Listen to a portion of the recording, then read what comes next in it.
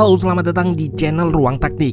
Di video kali ini kita akan bahas salah satu peran yang hilang di era modern ini, yaitu libero. Dunia sepak bola pernah mengenal nama yang masyhur seperti Franz Beckenbauer, Franco Baresi, dan nama-nama lain seperti Matthias Sammer hingga Ronald Koeman sebagai libero. Mereka cukup eksis pada tahun 60 hingga 90-an awal. Menariknya, kenapa di era modern ini sudah jarang atau bahkan nggak ada sama sekali pemain yang dilabeli libero? Nah, di video kali ini kita akan kupas tuntas soal libero. Let's go, kita bahas sama-sama. Pertama, harus kita pahami dulu posisi libero pada era klasik. Pada tahun 1930-an, posisi ini ditemukan oleh Karl Rappan. Namanya pun menyesuaikan bahasa setempat, bukan libero, namun vero yang berarti kunci. Rappan menggunakan satu pemain sebagai kunci di belakang pada tahun 1938. Namun lebih populer dengan pemain di era 70-80-an seperti Beckenbauer di Jerman atau Scirea di Italia. Italia dan Jerman sendiri jadi negara yang paling banyak adopsi peran ini. Paling populer kala itu adalah kemenangan Italia atas Brazil pada tahun 1982. Dengan talenta yang dimiliki Brazil, Italia berhasil menahan menggunakan sistem, tepatnya sistem 3 back dengan libero yaitu Gaetano Scirea. Dalam formasi 3 back, libero akan berada di posisi paling belakang dan menggantung alias nggak sejajar dengan center back lain. Libero sendiri dalam bahasa Italia berarti bebas, yang ada kaitannya dengan cara bertanya yang bebas tanpa menjaga pemain lawan. Jadi, yang bertugas mengawal pemain lain adalah center back di depan libero dan akan bertahan secara man-to-man marking.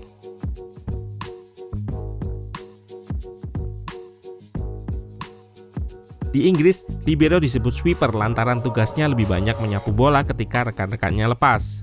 Jadi antara dua nama libero dan sweeper dalam aspek bertahan sebenarnya sama saja. Kita lihat pada klip ini, Baresi bertugas sebagai sweeper ketika bertahan dengan mengambil bola-bola lepas dari rekan-rekannya. Dan kita lihat lagi pada klip ini, libero akan free alias nggak jaga pemain lawan. Sementara back lainnya terlihat menjaga man-to-man pemain lawan di dekatnya. Nah, cara bertahan inilah yang membuat libero bisa dibilang punah. Pada era sekarang, tim bertahan secara zonal alias flat di belakang, nggak menggantung seperti libero. Kalau menggantung seperti libero tadi, maka akan mudah diakali dengan striker yang menggantung di depan pula, dan menyulitkan untuk melakukan offside trap. Peraturan offside trap yang direvisi pada tahun 1990 juga berpengaruh terhadap peran libero ini. Sebelumnya, pemain yang sejajar dengan dua pemain terakhir dinyatakan offside. Pada revisi tahun 1990 ini, pemain sejajar dinyatakan onside. Ini yang bisa diakali dengan cara striker yang terus berdiri sejajar libero. Semakin menggantung libero di belakang, maka semakin terekspos ruang-ruang di sampingnya. Ide utama libero sebenarnya bukan hanya soal bertahan saja, namun bagaimana sebuah tim bisa memulai serangan dengan pemain yang memiliki kemampuan memainkan bola di belakang. Ini yang membuat Gaetano Scirea, seorang gelandang serang, diplot sebagai libero. Jika kita lihat nama seperti Beckenbauer dan Ronald Koeman juga sama. Ia sangat cakap bermain di belakang untuk memulai bangun serangan. Koeman punya kemampuan passing yang presisi untuk menerobos pertahanan lawan.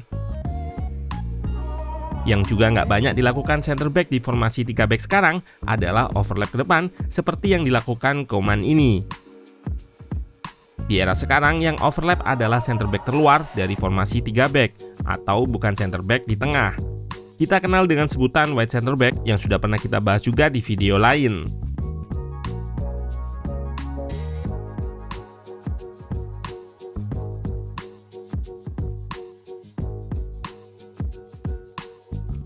Ide taktik pemain di belakang yang bisa mengatur inilah yang masih dipakai hingga sekarang.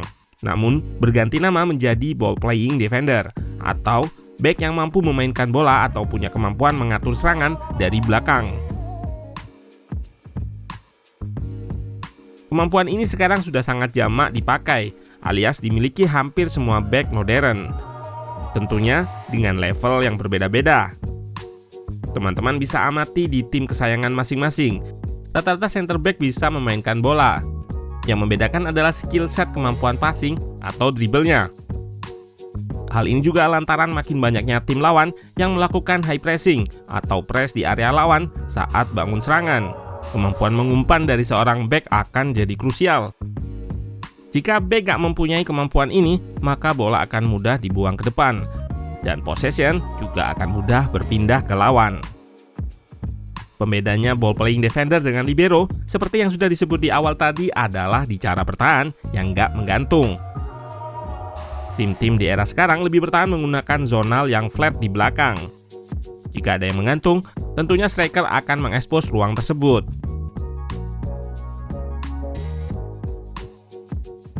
Secara umum, libero sudah nggak lazim digunakan lantaran cara bertahannya yang nggak sesuai dengan era modern, serta overlapnya yang dianggap membahayakan jika terkena counter attack.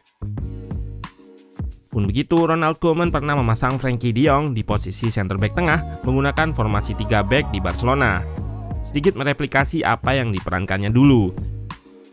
Namun ide taktik libero ini masih dipakai sebagian hingga sekarang, yaitu ketika on possession. Back dituntut nggak cuma bisa bertahan saja, namun harus nyaman dengan bola, bisa passing ke depan, dan melakukan tugas bangun serangan lainnya.